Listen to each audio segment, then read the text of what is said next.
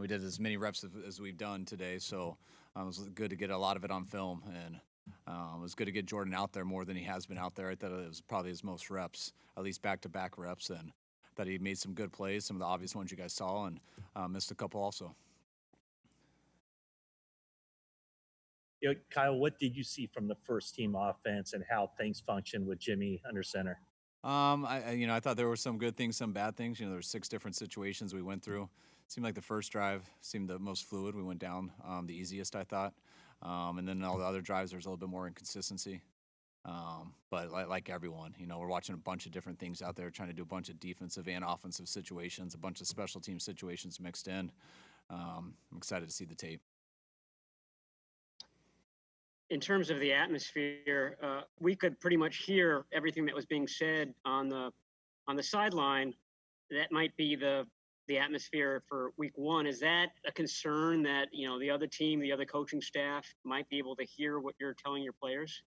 No, not too much of a concern. I mean, it's far away. I mean, probably more concerned about saying something, the wrong type of word, and it being on TV more than the coaches hearing us on the other side. But I mean, it's awkward to play football in a silent place. I mean, we don't even do that at practice. We have music playing at practice, people going. So to go in there, it was, I wanted to use the noise, but we don't know exactly the rules on that yet. So I didn't want to experiment with that till we know.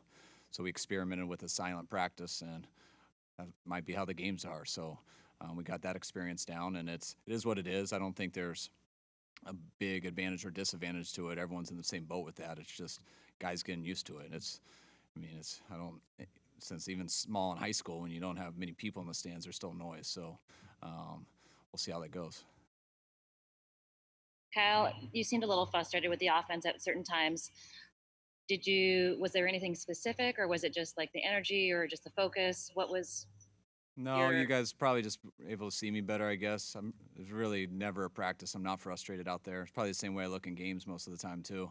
The way I focus is kind of get irritated at everything, but I'm mad when every play doesn't work, and then when you're also counting on the defense to do the same thing too, and the special teams, it usually doesn't put me in that great of a situation.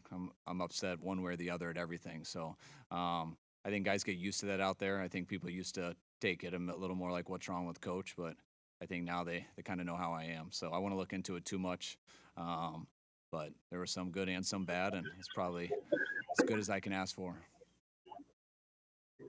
Hey, Kyle, I know George left practice the other day because of hamstring tightness. I'm wondering if he underwent more testing and if there was just a further update on his status. Yeah, he's good with all the testing, so there's nothing pulled or strained, just tightness. So the way George moves and the way he goes, I mean, he only knows one way. So when he's tight, we're going to protect him from himself and wait till he's not tight.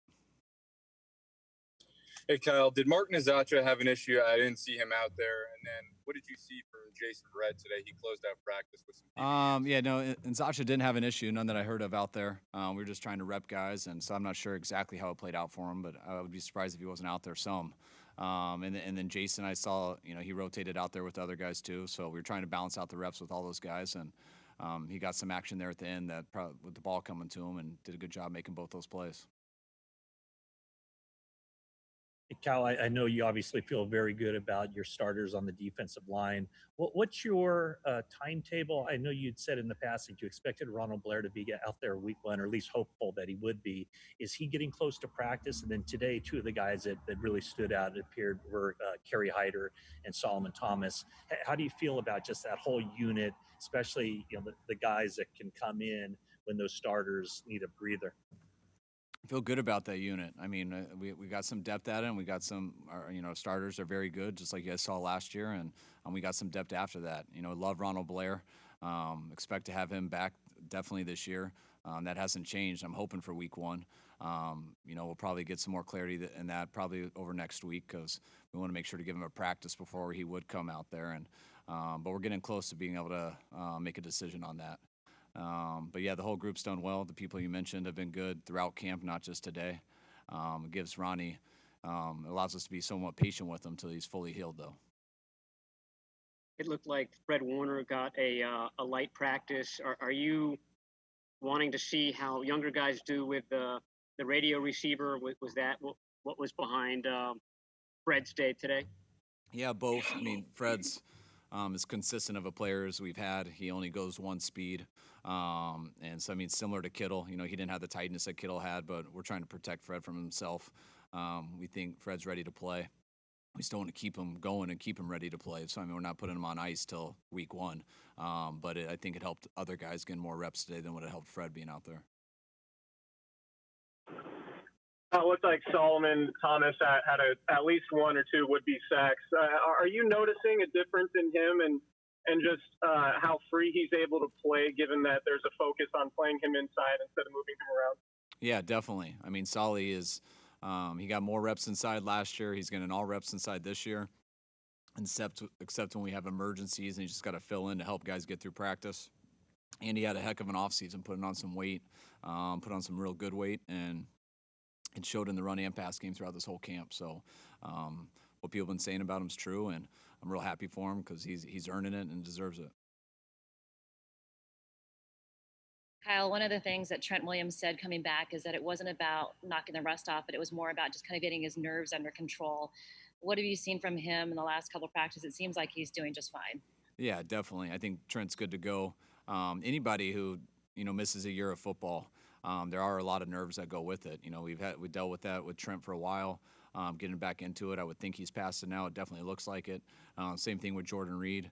Stuff we went through with Jimmy last year, missing a year of football, and they come back. There's lots of stuff on their mind and everything, and you got to just go through the stuff. You think your body feels right, but you aren't truly not thinking about it till you can go through all these situations physically. And I think Trent's there. It definitely looks like it with my own eyes, and hopefully he is. Hey, Kyle. With Jermichael Hastie, a running back like that, I mean, he's kind of almost bound to look pretty impressive sometimes in these practices. But obviously, you can't see how he breaks tackles or anything. Is that maybe just a player like that? Is he hard to evaluate just because there's no preseason games? Yeah, I think that's one of the hardest things. Backs you don't really know until you see them getting tackled. You can make guys miss and stuff and make it an arm tackle, but you don't really know if you broke that tackle until those guys are allowed to tackle you down. So that's something we got to think about and evaluate and weigh against everything else in the decisions we make. But that's been one of the harder adjustments this year of not having preseason games. And that's why I entertained the idea of tackling before camp started, but kind of adjusted that plan just watching our guys deal with the injuries so far. Hi, Kyle. How is Josh Hockett doing, just absorbing the sheer amount of information that a rookie fullback has coming his way? He's done a good job. I mean, it's, when you come in, we put a lot on the fullback and we move him around and do a bunch of stuff. And usually we have two of them in camp to get us through camp. And, with Juice pulling his hamstring a couple days ago or last week, it's put a lot more pressure on him. And he's got to hang and he's got to last out there.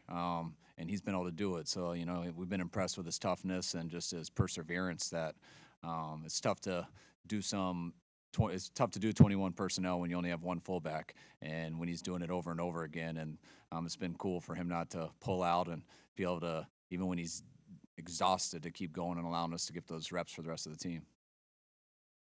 Al, you'd mentioned about bringing in some of the veteran wide receivers, that this year you have that option to place 6 veteran guys on the practice squad. Jonathan Cyprian the other day said that that's something that he would not be interested in doing. At what point do you have a conversation with those guys, and does that kind of impact the decisions that will be made when it comes time for the 53-man, is to figure out who's willing to do it and who's not willing to do it? Yeah, I think, as soon as we knew that would be the case for sure, I'd talk to him about it right away. But everything's so up in the air with the injuries and stuff and who's going to be available for week one. So you really don't get a clear idea about that until a couple days before the 53, which I believe is next week, this day. So I understand if some players won't want to do that, but we'll do our best to tell them why we think it's a good opportunity for them. And I think one of the hard things with practice squad is the stigma of what those words are, practice squad. Practice squad to me is that sometimes it's one injury away from playing. You have some guys on our team that don't really have a backup at their position, or it might seem like you have a group of 5 people, but your guy in practice squad there might be one of your 5 guys, whether it's a DB, whether it's a corner, whether it's a tight end, whether it's a lineman, whoever it is, that one of those guys gets hurt and your guy at practice squad does exactly what they do. So it's not like they're your 6th option, they're your 2nd option, depending on if this one guy gets hurt. So that's just one of the hard things with the NFL, that people look at practice squad as just a developmental thing where you're just putting on scout team jerseys, and it's like, I guess, walk-ons in college, but it couldn't be any farther from the truth. Sometimes you do have guys that are a project and they aren't ready to play, and you need to develop them and give them a redshirt year. But I very rarely have those guys on practice squad, because when you have all developmental guys on practice squad, you get a guy hurt in the season, you got to go sign random guys off the street who have no idea what they're doing. It's not fair to them or possible to learn in 3 days of practice, and you can't do that because you don't have a true NFL player on practice squad. And I love the fact that they'll let us have vets on it, and I hope guys can understand that stigma of whatever that isn't the case, and there are some benefits to it, I think, with the money and the pensions that they're going to allow with it. But I strongly believe that's a great opportunity for people to be on our roster, whether if it's not week 1. If you're a vet on it, it's only a matter of time before you're going to be starting and playing for our team. Last one for Cam. Yeah, well, I got kind of 2 here. Kyle, can you just rate how your backup quarterbacks have looked? And then the other thing is just about knee braces, where none of those guys on the offense seem to be wearing, like McKinnon and Garoppolo plus the linemen. Is that something that might change once you guys are obviously in live bullets in week 1? First answer, my rankings of our quarterbacks for you are they're both tied at 2. And what was that? Braces? What'd you ask? Well, first of all, not necessarily rankings. How have they performed all camp? Okay, all right. And you made it easy. And then the other thing was about the knee braces, whether that's something that they're just waiting to put on for week 1 when there's live bullets rather than right now. Okay, yeah, no, both of those guys have done good. We feel very fortunate with both of our quarterbacks behind Jimmy, Nick, and CJ. Just the amount of the live bullets that they've been under. They've been thrown in as 2 of tough situations I've really had for any quarterback that I've ever coached. Some of the situations we put them in our first 2 years, and they went in there and they did some good things and did some bad things, and that's so valuable for quarterbacks to get that, and for some of the stuff they went through, for them not to fold and for still to come back, and they get better each day. Training camps where they get the most reps. So I've been very impressed with them, both of them, in these practices, and I think both of them are further along than they were last year. And anytime it comes to knee braces, I don't even notice that stuff, because that's something. If they should have it on, a doctor's going to make them put it on. We're not going to we're going to tell them that they can't go out there, and if they need a knee brace to actually go out there, we're probably not going to allow them to go out there.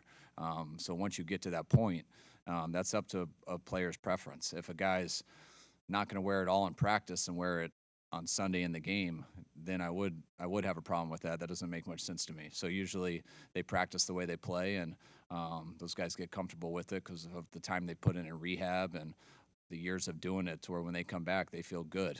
And some guys, they come back and they want that support. And to me, it's all about the individual. Thanks, Coach. All right, guys. Thanks.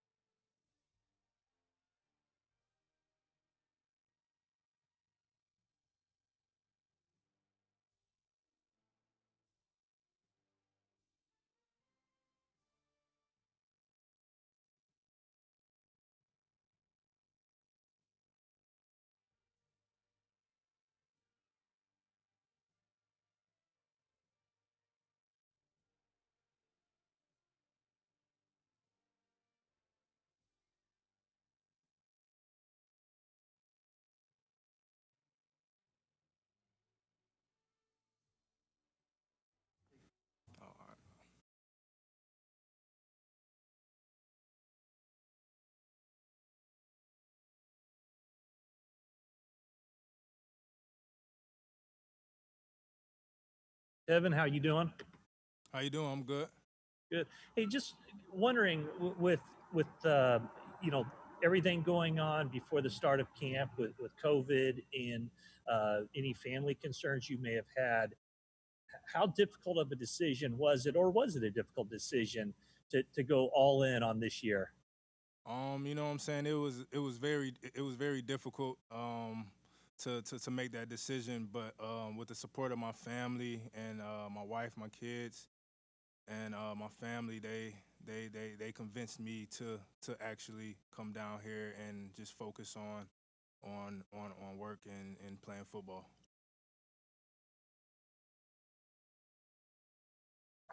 Hey, Tevin, how did you, just as far as getting ready for the season, how did you spend your off season as far as training? Where were you? And then kind of what type of work were you doing? I was in Atlanta, and you know what I'm saying, it was real difficult to get that work in, and I had surgery on my shoulder in the off season, so I was working real hard with that, getting my shoulder back, and then and getting it right to be here. Hey, Tevin, you practiced today without any crowd noise. It was pretty quiet out there. Can you just talk a little bit about what that was like and what your feelings are, if that's what it's going to be like during the season? You know what I'm saying? It was real different. You know what I'm saying? And it'll be real different. Thinking to come into games like that without seeing nobody, without hearing nobody. It will be different, but you know what I'm saying? We just gotta continue to keep that out. You know what I'm saying? We can't focus on that because the games will be played and with nobody there. So we just gotta focus on that and just keeping on that. Just following up on that, Tevin, would you prefer to have, whether it's just taped crowd noise in there just to make it seem more normal, or would that be weird? Do you have an opinion on, I don't know, they've talked about putting in some crowd noise, fake crowd noise. Would that be something you'd like? Crowd noise is definitely important in football, but you know what I'm saying, I can't control that. You know what I'm saying? I can't control what they do or if they're gonna have fans or not. Just can control me playing football and me making plays and us as a team making plays and winning games. Tevin, you mentioned how hard it was to come to the decision to play. Did you indeed separate from your family? Are you out here alone? And what has that been like? I know Raheem said he's kind of done the same thing, leaving his family behind. What's that been like dealing with going through camp and everything? Yeah, definitely. I'm here alone. My family is back home. My wife is taking care of them, getting them right. So that's really sits well with me that I have an amazing woman that can take care of my kids when I'm not there. So it definitely makes me feel more comfortable with being here and playing football. But it was definitely a tough decision and a hard decision for me and my family. Tevin, I'm curious if you can address what kind of bounce or surge there might be in the wake of reaching the Super Bowl. Do you think that carries over at all in attitude or confidence? And was it diluted at all by the strange offseason and not having mini camps and everything because of COVID? No, definitely. Our mindset, our goal is to get back to the Super Bowl. You know what I'm saying? Where we left off, we didn't finish, and that's our mindset is to go back and finish. You know what I'm saying? And get that ring. But you know what I'm saying? It definitely takes work. It definitely takes strain and things like that. So we would have to fight and work hard to get back to where we were last year. Hey, Tevin. Raheem spoke to us yesterday about how Trent Williams can make your job so much easier, the way he blocks and the way he moves up front. What have you seen from your offensive line so far through training camp? Man, they've been amazing. They've been fighting. They've been finishing their blocks. You know what I'm saying? They've been getting off the ball, and just to see that is amazing for us to see. So we get better looks. We see better holes, and you know what I'm saying? The O-line just gets it done. So we can see that. Hey, Tevin, you mentioned your shoulder surgery. Was that from an injury that you suffered last year, or is that something you'd been dealing with throughout your career? And then if it was last year, kind of about what time did that start bothering you? It was last year when I had separated my shoulder. Yeah, I just had to get that fixed up after the season, so I wouldn't have any problems right now. Tevin, Michael Hastie seemed like he got the offensive sideline really excited late in practice with that juke he on a safety. What was your vantage point of that play, and what's he like personality wise, and what's his approach been like off the field in the meeting room? His approach been amazing. He's been coachable. He's been listening. He's been picking up things really well. You know what I'm saying? He's kind of like me, a quiet guy. You know what I'm saying? He don't talk much, but you know what I'm saying. Once you get to talk to him, get to know him, he's a good solid dude, and he likes to work. So. Hey, thank you, Tevin. Yes, sir. Thank you. Appreciate y'all.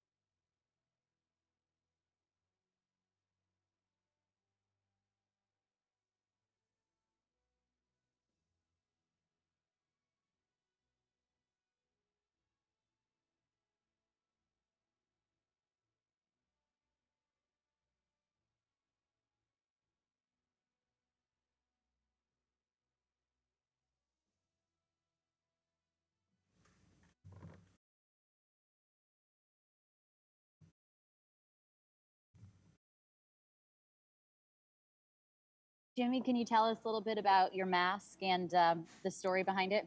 Yeah, just you know, a little late to the party with the masks and everything, but just thought it was appropriate. Get the Feels Great baby out there, and you know, we teamed up with this nonprofit organization, City Team, and all the proceeds will go to them, helping families in the Bay Area just during the pandemic, the quarantine with coronavirus and all that stuff. So it's for a good cause. So go get your mask, everyone. Jimmy, Jordan Reed had a touchdown reception today. I'm just curious how his acclimation process has been, and what potentially adding a second tight end, somebody who could complement George and give you guys overall just another pass catching option could do for the offense. Yeah, it would be huge. You know, with George, you know, having the limited reps and everything, it's giving other guys an opportunity to step up, and it's good to see, you know, when guys get that opportunity, they're taking advantage of it. And you know, Jordan had a great day today. You know, he could do things in space and make guys miss, and you know, the other guys, Charlie, Chase, those guys have been stepping up too. So it's a group effort there at tight end, and just you're happy to see guys take advantage of it. Hey, Jimmy, were you as frustrated as it seemed your coach was during today's practice? Just it didn't seem you guys got in a good rhythm after that first series. Yeah, it was tough. You know, the first drive felt good. Went down there, we were moving the ball, running, passing, a little bit of everything, and yeah, it was just you know, one thing here, one thing there every drive, and we couldn't really string them together. So you know, we had our flashes, some good plays here and there, but just overall, we just got to be more consistent with it. Really, is what it comes down to. Hey, Jimmy, you know, over the past, I guess, 3 months, the conversation surrounding racial justice has been reignited a couple times. I know you guys have had conversations among yourselves. I guess what is, I don't know your role, but your thoughts on what's going on, and also, might you guys have something planned for the season, just as a team-wide type statement? Yeah, you know, we've had those discussions as a team. You know, Kyle's talked about it in front of everyone, and I think you know, one thing as our whole team goes is everyone's very you know, themselves about it. There's nothing fake about it. No one's really putting on an act or anything like that. But I think it's good to bring awareness to the situation. Just, you know, having the Black Lives Matter sign out there in the stadium today. Just the discussions that we're having on a daily basis are all good, and it's going to help lead us forward in the right direction. So I think you know, we're trying to put that together right now. We don't have anything set in place right now, but you know, we're working in the right direction. Hey, Jimmy. Raheem was in there yesterday talking about how Trent Williams makes it so much easier for the guys running back there. He's talked about, you know, it's more about his nerves kind of getting under control than, you know, knocking the rust off. You dealt with coming back after some time off the field. Have you guys talked about what you would, you know, your steps in like kind of getting away from the nerves?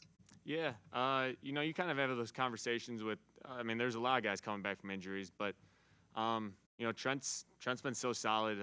You know, just every day, day in and day out, he brings that same energy, same consistency that you like to see, and just you know, with a guy like that, just I don't know, just let him go. You know, the nerves are gonna happen. We all have that, and if you don't get nervous before the game, you got a problem. So I think you know, it'll all come in due time. But Trent's been he's been a pleasure.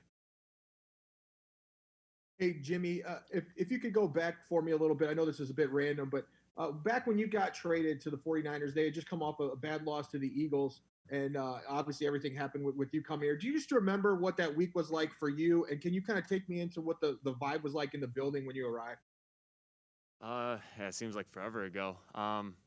Yeah, it was a much different vibe than it is now. I can tell you that. Just when I first got here, you know, so many rookies were on the team. The team was kind of in a weird place as a whole. Just didn't really have the identity that we have now, I would say. But I think I don't know, just with Kyle and John, the people they bring in, it makes it so easy to adapt and get to know each other and be on the same page with everyone. And that's what's really cool about the vibe of this team. It's just it's something like I've never been on before, and it's fun to be around.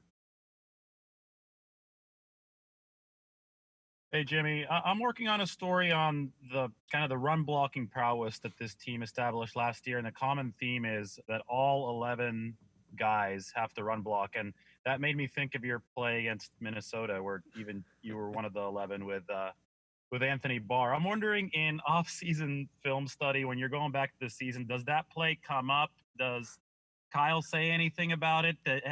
I'm just wondering, when a quarterback lays out a pancake block, does that live on a little bit, or have you already forgotten about that play?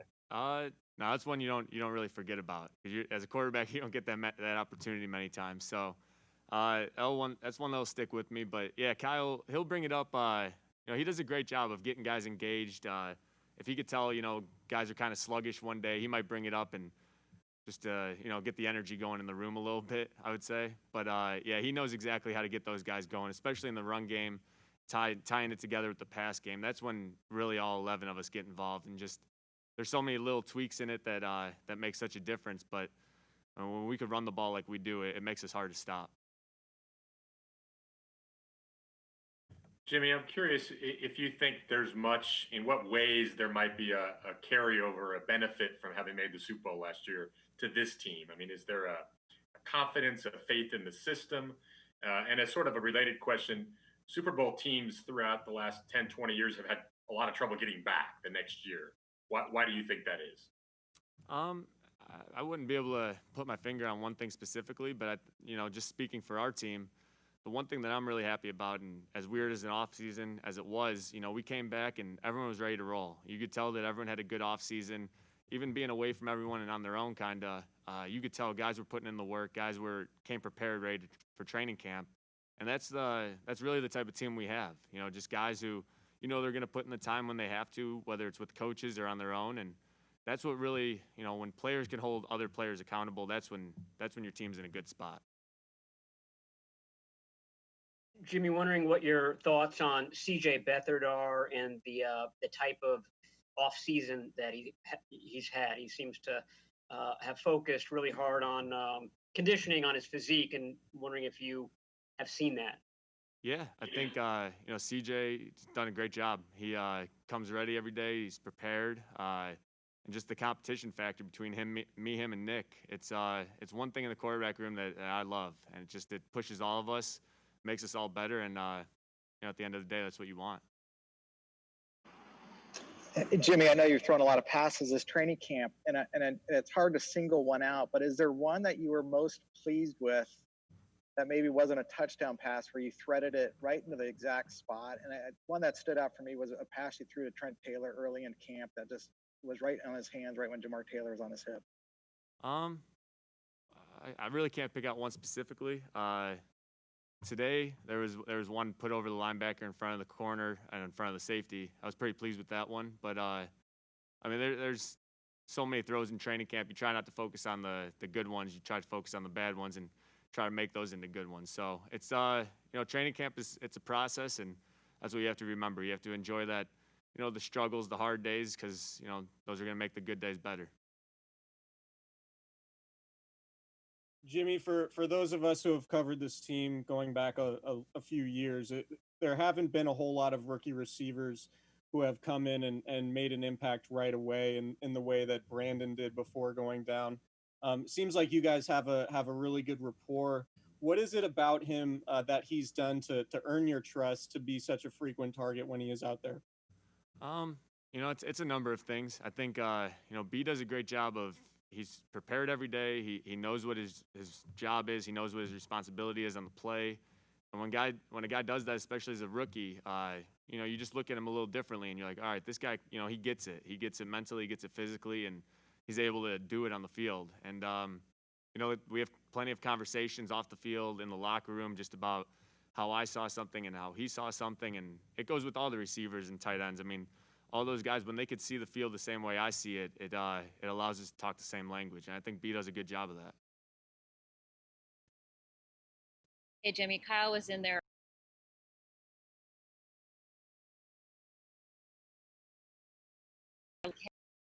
And when he seems to be very much a perfectionist. Yeah, I mean, that's what you want your coach, though, because when your coach is like that, it trickles down to the other players. Me specifically, it's kind of how I am. So I think we match up well in that department. But it's just that's part of football. You want to be coached hard. You don't want when a coach starts ignoring you, that's when you're in trouble. So It's I love having Kyle as a coach. You know, he pushes me. He like you said, he demands perfection, and that's what you want. Hey, Jimmy, I don't know if you recall this, but in last year's training camp, you threw 5 straight interceptions in practice. So anyway, I bring that up, not to be a jerk, but yeah, it was just the other day, in the red zone drill, you did have 3 interceptions, and some people are like, oh, geez, it's going to make it to 5. But then you came back and, I think you threw 3 touchdowns in quick succession. I don't know, now that you're at this stage in your career, is that just part of a practice, or was that a big deal to shake that off and kind of rebound? Well, you never want to do that. That's a starting point. You never want. I mean, any interception, it's a bad interception. But in training camp, it's a little different. I mean, you're mixing and matching guys. You're working with guys who you haven't worked with before. So, you want to take some chances, see what guys can do, see what I could do. I mean, there's a ton of variables that go into it. But if it was a real game, I'd feel a little differently about it. But those interceptions in practice, you never want them to happen. But sometimes they're a good learning experience. Jimmy, playing at the stadium today, obviously no crowd noise. It was really quiet. Can you just talk a little bit what that was like? And also, if you could choose, would you want the fake crowd noise, or how would you feel about that?